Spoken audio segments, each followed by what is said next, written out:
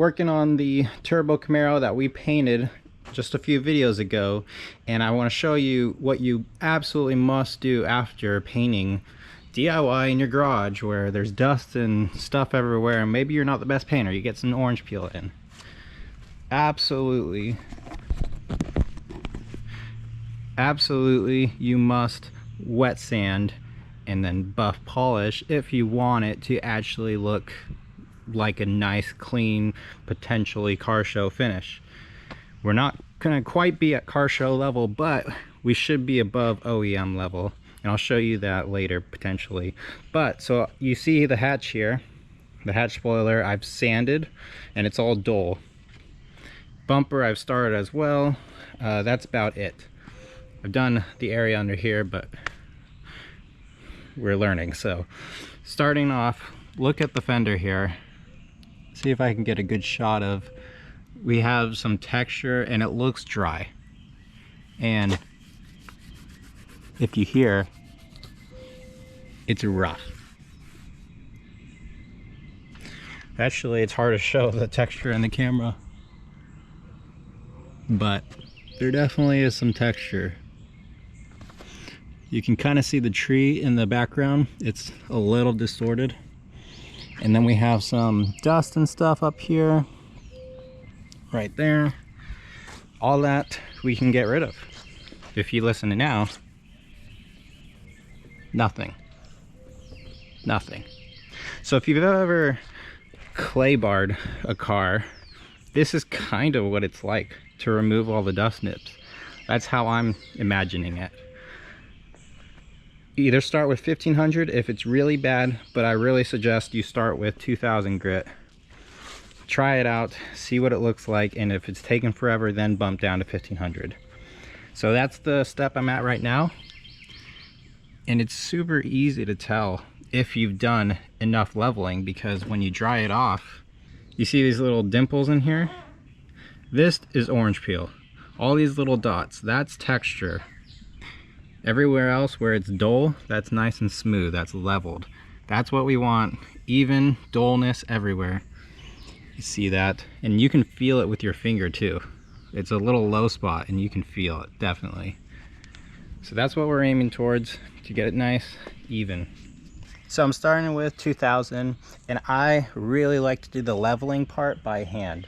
The first two grits I do by hand, that way I know it's nice and smooth and I'm not taking more than I need to. And then I'll go with my machine.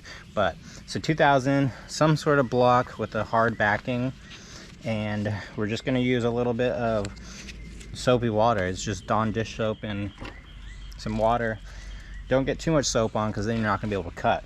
And the other tip is to try to go in one direction. So if your first pass is straight up and down with one grip, once you move it to the next grip, go side to side.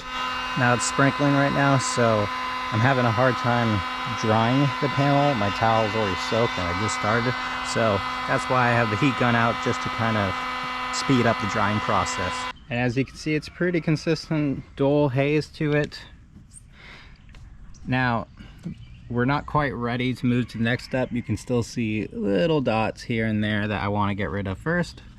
But the next step would be, if we're at 2000, or if you're 1500, definitely go to 2000. But then after 2000, go to 2500. Do the same thing, just in the different direction. So if I sanded this way, I want to sand this way until I don't see any more scratches in this direction. And right now you can see the scratches that direction, so that's a visual way to tell once you've sanded the previous grit out and you're good to move on. So 2000, 2500, and then I like to go to 3000. Some people go 3000, 4000, 5000, but for now I'm going to go to 3000 and then try my compound polish and see how that works. But now it's not perfectly clean, so you're going to see some dust smudges in there, and that's what we're going to wipe off now. So just the rundown, we went 2000, 2500, and then to 3000 grit, and so we're going to try hitting it with our buff, compound, polish, all that right now. So I just have a mix of water and isopropyl alcohol, and basically I just want to do one final wipe, get rid of any little dust and stuff in here. I don't know if it's 100% necessary since I'm going to be compounding and cutting again, but it makes me feel better. So we're going to start on this panel since this is probably going to be the easier one between this and the quarter panel. Make sure you wipe the edges too, like the surrounding panels, that in case you accidentally go over and touch. You know, if this is all dirty and your pad touches it, well, then you're gonna fling that onto your good panel. So, all right, let's get the buffing stuff set up. And just a quick pass and you can already see it shining up. So let me show you. I'm using a heavy foam cutting pad, and then I'm using this Ultra Cut compound.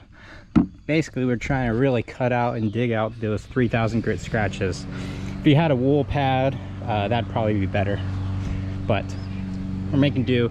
The sun's coming out, so I gotta be quick because it's not really a good idea to do this directly in the sun.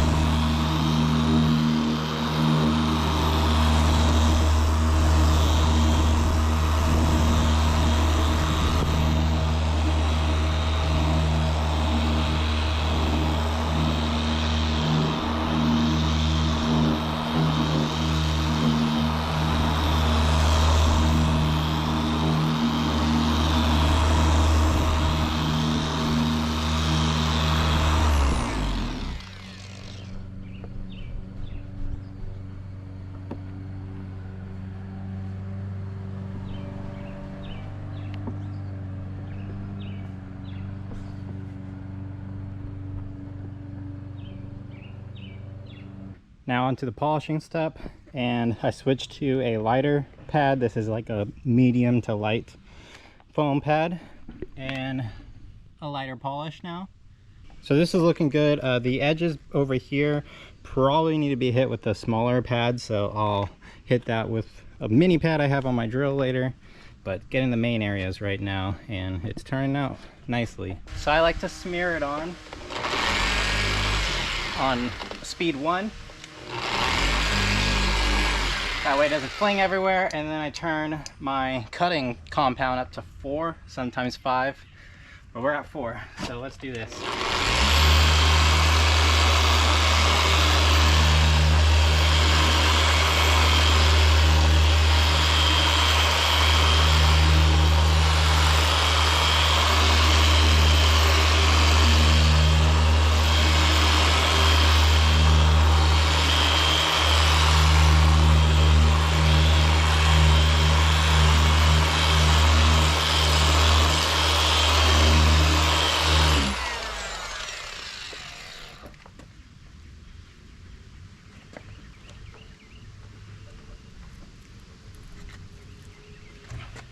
It just instantly brings the shine back, but it's like a hazy shine, and that's why we're going to do the polish step next.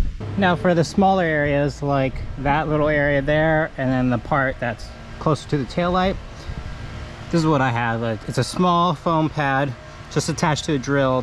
So this would be like a rotary, so you got to be a little bit careful and especially watch your edges. If you hit this interface pad here against your edge, you're going to burn through. Ask me how I know. And so same thing, just a little bit of compound, kind of go easy with it, and yeah.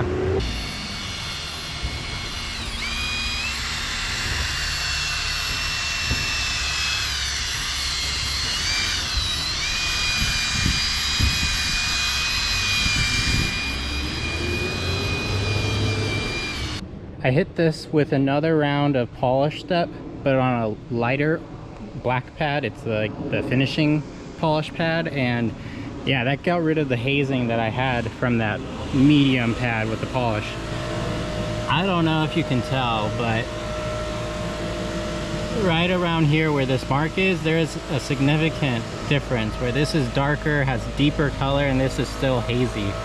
So it's coming out good. Maybe you can see a little bit of the haze over here, and I'm hoping that that wipes off just like this side did.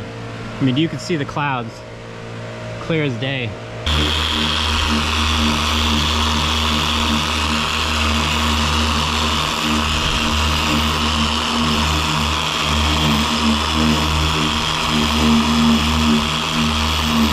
Okay, that's all the sanding, buffing, polishing I'm going to be able to fit into this video, but let's see if I can get a good shot of it. It is night and day difference. That last step really took it over the edge and really got rid of the haze. Now it looks good. So here's the panel I've done. I haven't touched this panel, so it still has the dust, the dirt, and the orange peel. And I don't know how well the camera is going to pick it up, but I mean, this panel, the trees are so clear. It's like a mirror, basically. And here you can see they're distorted. Now, granted, this is a curved panel, but still, just distortion, a little bit of texture in there, some dust, and it's honestly, it's not terrible. Way better than when I first started painting, but that is a big difference. Nice and clear. Hopefully you can tell. A good spot to see our difference before and after. Here's the before, and hopefully you can tell there's a little bit of that texture in there. You can see it right there, the little specks. Texture, clear. Texture, it's wavy, clear. And this is one of those things that it's just hard to tell on camera, but if you know what you're looking for, maybe you can tell. But the hood, same thing. It has some texture. I mean, way better than it was when it was just Rust-Oleum. Now it has the clear coat over it. The fenders are going to be the worst because those were the first things I actually colored and cleared. So that was before I kind of got the learning experience and improved as I went on. Mirrors too, but yeah, I mean, it's pretty simple to take out the dust. All this dust and stuff in here, not a big deal. You can wet sand it out and it comes out. And if you got dust in the base coat, that might be a problem, but most of my dust was in the clear coat. So it's a lot of work to do this. Wet sand, buff, polish, all of that. It's a lot of work. And if you're not careful, you're going to burn through. Like, I had a little burn through here when I was sanding, but obviously it doesn't matter because the antenna goes right there. You'll never know. Now, doing this wet sanding, buffing, polishing, it's a lot of work, a lot of work. And that's why I've only done 2 or 3 panels. I still have the whole car to go through. And it's going to take a lot of hours, and I don't really have a lot of hours, but we're going to do it little by little off camera for the rest of it, most likely. But obviously, the better you spray your paint, the least amount of work you're going to have to do afterwards. And this is really, I don't know if I really needed to. I could have got away with just a quick little scuff sand to get out the dust nibs and all that, and probably been happy since this is a track car after all. But we're taking the time to kind of learn, get that experience of wet sanding, buffing, polishing, all that. And if I mess up, whatever, it's just paint. That's kind of the motto, how you have to view it. So that's gonna do it. I still have some more painting videos coming up as we finish off the bumper. I still have to do the body kit. I haven't tackled that yet. And then I'm gonna do something special to the front bumper as well. But a little more to come. We're almost there, and I'm trying to get this car ready for potentially autocross or a car show or both in the next 2 months or so, something like that. We'll see if we can make it, but either way, we're trucking along. Thank you for watching. I'll see you in the next one.